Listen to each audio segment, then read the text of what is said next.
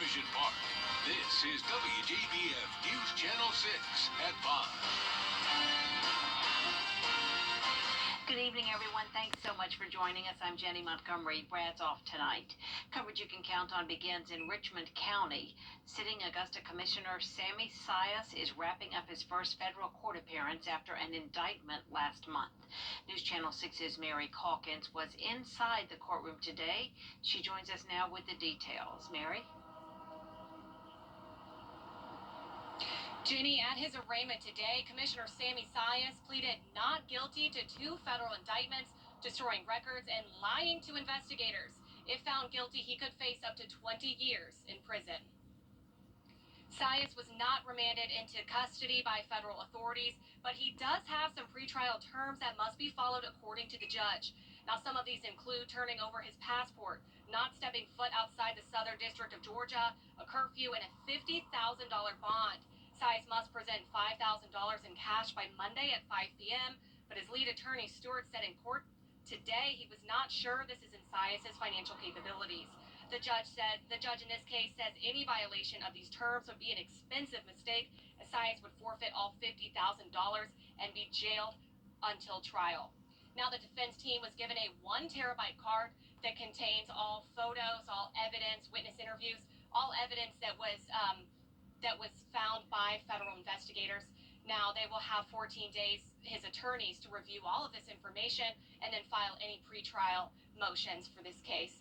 Reporting live from the federal courthouse in downtown Augusta, Mary Calkins, WJBF News Channel 6.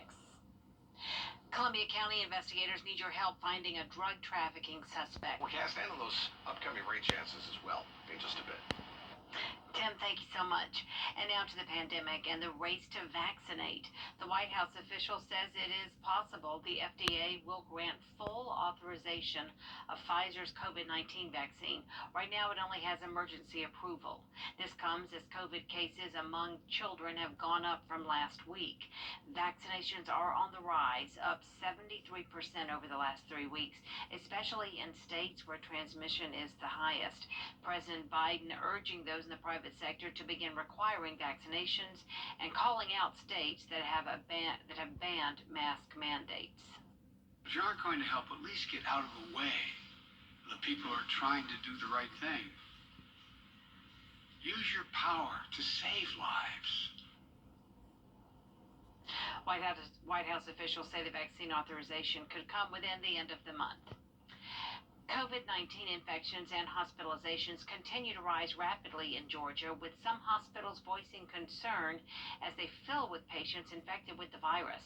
Georgia's 7-day average rose above 4,000 cases on Tuesday.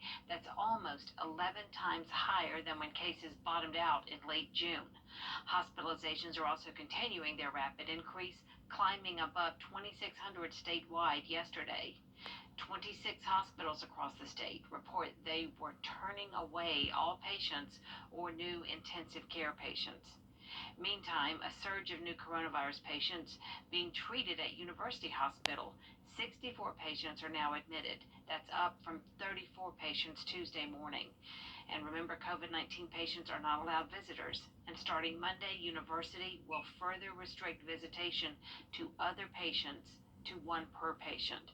The new visitation hours will be noon until 6 p.m. The State Health Department in South Carolina once again reported more than 2,000 new cases of COVID-19 Wednesday. They're urging more South Carolinians to get vaccinated against COVID-19. Here's Jason Rabin. DHEC says the spread of the more contagious Delta variant, along with a combination of lagging vaccination rates, is what's currently leading to the increase in cases in South Carolina and across the country. According to state health officials, unvaccinated South Carolinians are more at risk of being hospitalized or to die from COVID-19 compared to vaccinated South Carolinians. They say even if you got COVID-19 in 2020 or earlier this year, you should get vaccinated as soon as you can. Antibodies can wane over time, which we know obviously from natural infection or from immunity, and so that's why we encourage people, even if they've had COVID-19 before, to get vaccinated, because we know that'll give them a boost in their antibodies and more effective antibodies to what's circulating right now in the community. As of Wednesday, 44% of people in South Carolina are fully vaccinated against COVID-19. DX says they've seen the number of new COVID-19 vaccinations creep up daily. The 7-day moving average of vaccinations is over 5,000 shots a day right now, and in early July it was close to 3,000. It's difficult to pinpoint exactly why that is, but we hope that it's because people have maybe done more research or they've noticed there's an uptick in cases in their family or their community, and they decided to go ahead and protect themselves and others by getting vaccinated. Officials say there has also been a renewed demand for COVID-19 tests due to the spread of the Delta variant. Now, DHEC says right now they are meeting that demand and will expand testing capacity if needed. We're obviously monitoring the situation to see if there's any shortcomings or further need to adjust our approach, but as of right now, we feel comfortable with the testing availability that's out there. DHEC says there were more than 10,000 tests processed on Monday and more than 20,000 COVID-19 tests on Sunday. In Columbia, I'm Jason Raven. COVID numbers are increasing in Aiken County. The state's health agency reports Aiken's 7-day average has risen to 70 cases on Tuesday, a much larger number than the less than 3 we saw when cases bottomed out in early July. News Channel 6 spoke with several people about whether they'll make any changes following news of the increasing numbers. No, I hadn't been wearing my mask at all lately since they did the mask mandate. Said we didn't have to wear it no more. Well, I'm kind of just taking it one day at a time. I hope we don't change the mask rules. I'm glad that our governor. Aiken City leaders say they haven't had any discussion about possible mandates since the numbers started rising. Today's the last day of summer vacation for thousands of local students as the new school year starts tomorrow. Parents tell News Channel 6's Chloe Salsameda they're ready for their kids to get back in the classroom. Kids are heading back to school, and not only are they ready, but their parents are ready for a new school year that's hopefully different than the last.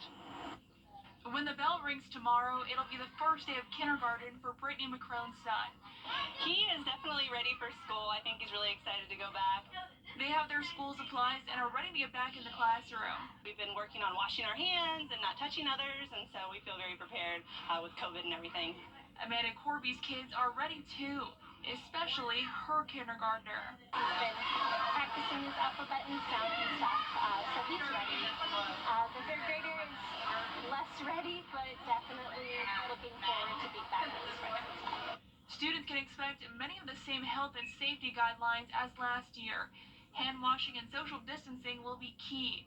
Classrooms and buses will be sanitized often. We were very successful last year, so we're going to follow that same guidance this year. This time around, masks will be mandatory in Richmond and McDuffie counties, but not in Columbia County. I would prefer my kids not to wear them.